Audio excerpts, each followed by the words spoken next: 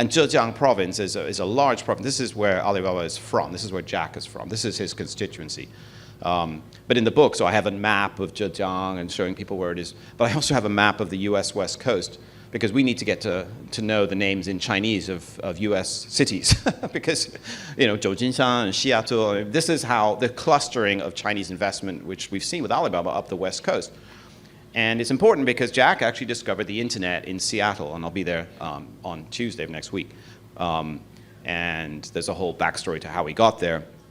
But in a sense, we've had this West Coast tech and trade kind of relationship that is being underpinned Alibaba. But now Alibaba is going to be here on the East Coast, and they're also in Europe. They're in London, Paris, Milan, Munich, because they're increasingly reaching out. So the third point is really Alibaba is having an impact on us, even if you're not in China. And one, by its sheer scale, it's a huge company, as we heard. Its IPO was $25 billion and all that, but it just surpassed Walmart to become the largest retailer in the world.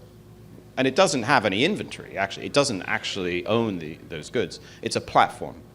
But this massive scale is allowed because it doesn't have to own the inventory. It doesn't have the cash flow issues. So that's an impactful business model.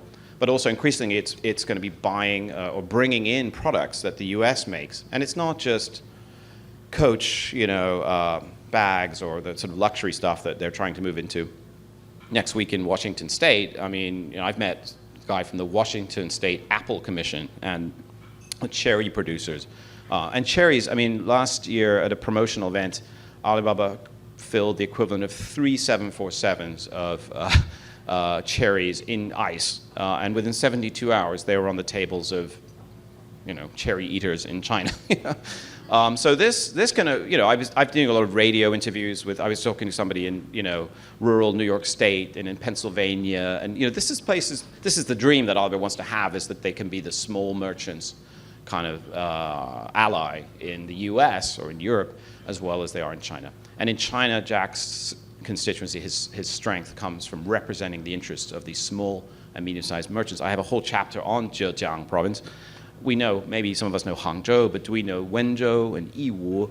Probably these chairs that you're sitting on, probably most of the things you're wearing, probably most of the fixtures in this room have come from Yiwu in Zhejiang, but we can hardly say Yiwu or Zhejiang.